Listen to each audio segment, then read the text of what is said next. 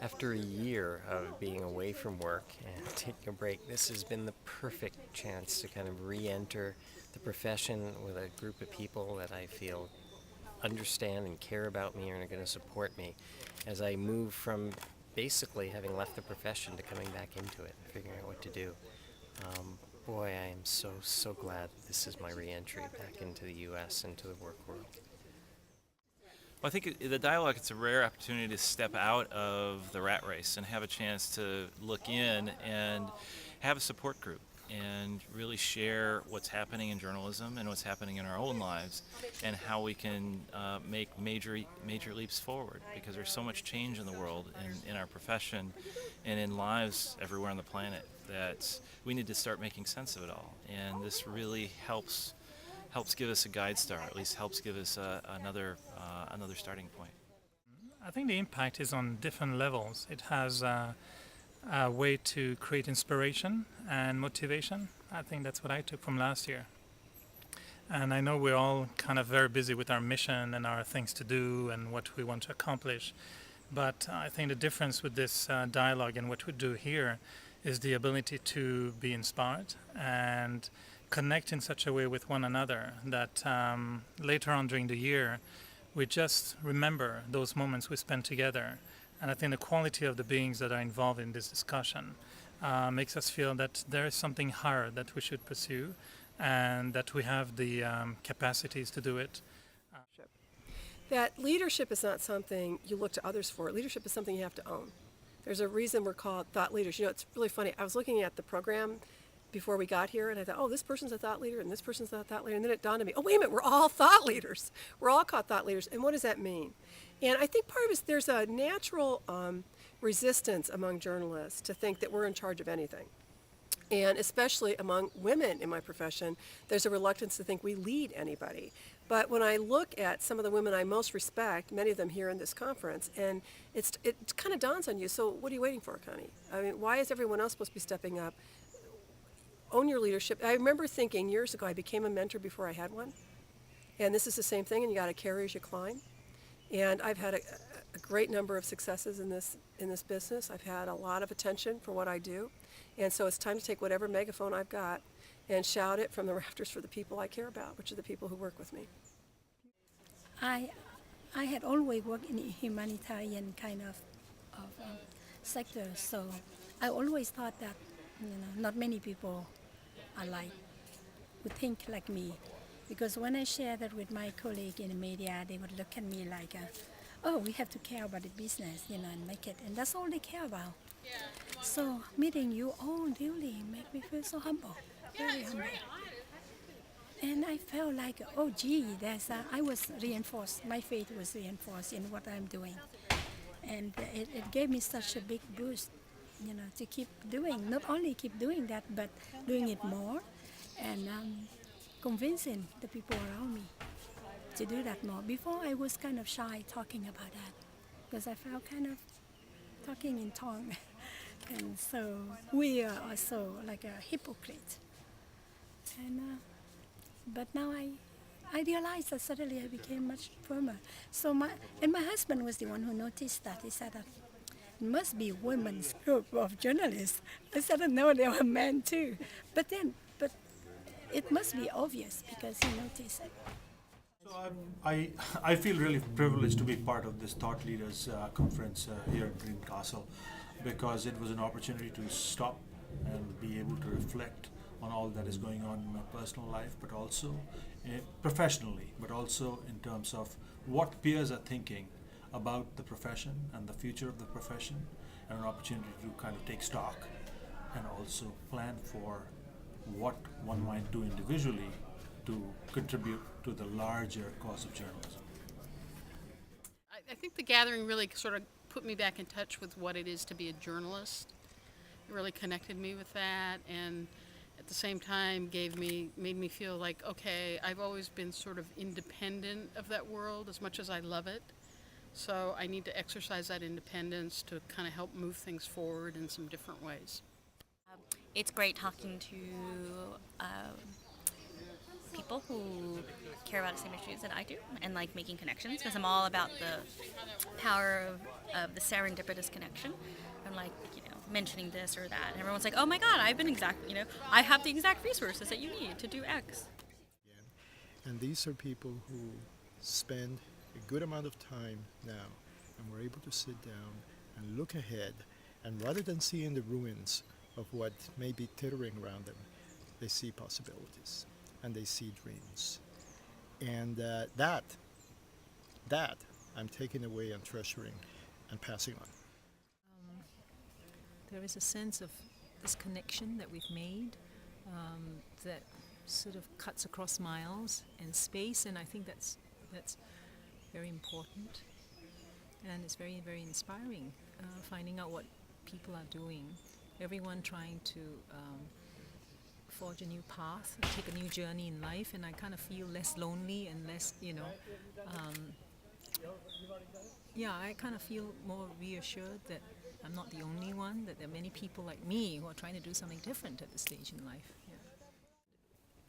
I've been stunned and my jaw has dropped at the kind of connections and help and progressive ideas and solutions that have been accomplished in such a short number of days. I'm given new hope and new energy and new creativity. I couldn't be dragged away from here. I made sure that my calendar was clear to come back because I've never witnessed anything as extraordinary as the kind of mental connections and physical spirit that has been generated here. I was using the expression of having a veneer that journalism puts over one, and feeling some of it peel off as this newcomer to this August group began to let me into their souls.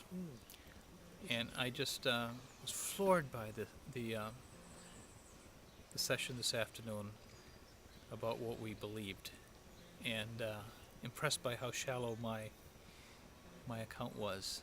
And so I just really feel so honored to be around people who let me into their souls, who think so deeply and are so dedicated to this profession. So it's been an enormously important renewing force inside of me that hasn't quite played out yet.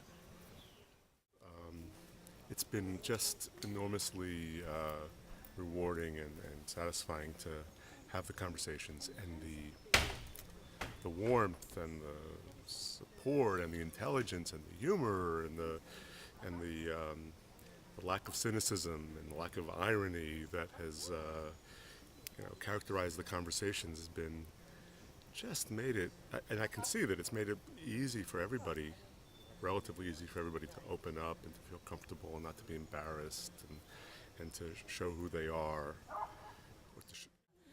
You think it'd be very straightforward as journalists, we all communicate as a job, but we never actually communicate to each other that well. And within the constant sort of ebb and flow of the BBC sort of day-to-day life, we are all so absorbed in our own projects, we don't take time to step back and think, what's the bigger picture? And that's been a major thing about coming here, is being with people who you feel very safe with and in a very trusting environment. And I think the sort of peace and the sort of tranquility of it and this space that you're afforded to really reflect on what you do and why you do it. And it astounds me to no end when I come out of one of these sessions and realize what has been said and how insightful it really is and what I actually absorbed in that. So it's been a wonderful experience, and the carryover from last year has been extraordinary for the people who were there, and even the people who weren't there, who didn't return. Their voices and were in the room.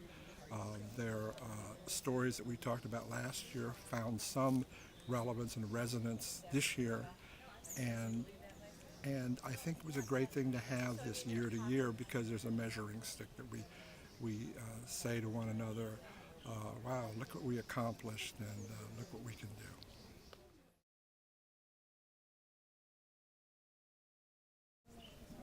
What I really found interesting this year was the writing. We've not done that before. We never ask everyone to go off and write an essay, especially a belief-based essay. And I was a little worried it was too much pressure for people, that they might resist. Okay, you've got 2 hours, go write an essay. And they didn't. They opened their hearts. They went inside. They came up with this really deep and lovely pieces. And then even more moving than that was when they started reading to each other. And so as we went around and people read their pieces, there was actually a little nervousness. And then there was a little bit of pride when they finished and kind of checking with the group to see, because they're writing for their peers. And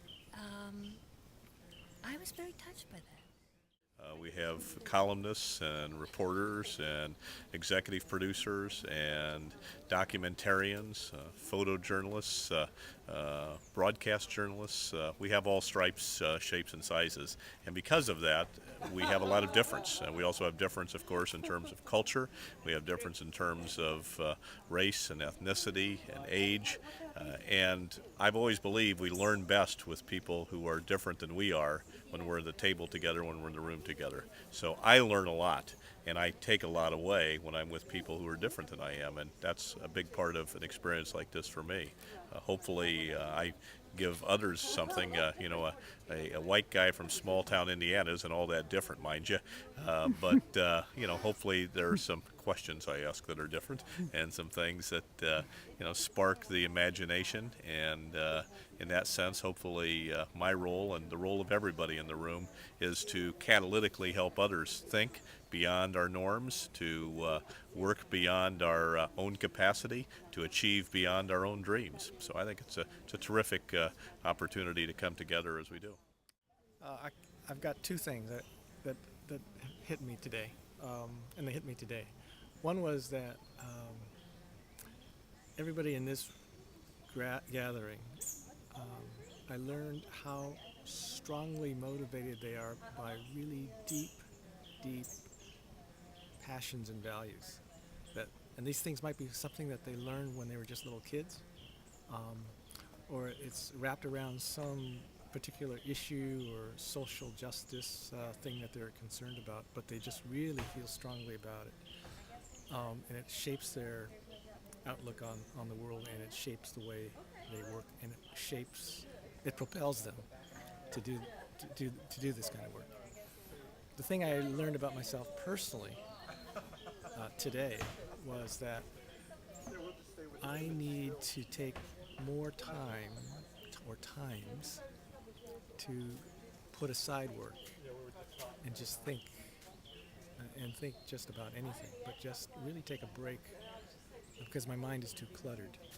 And one of the things that Gayatri said really struck me when she talked about needing a clarity of vision. And I'm going to take that away from this meeting and try to achieve that. And I think that's going to help me over the next year.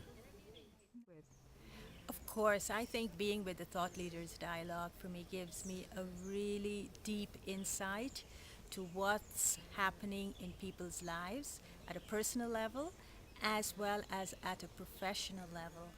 And because it is such a safe environment to be in, people find it easy to express things they wouldn't otherwise express in other gatherings.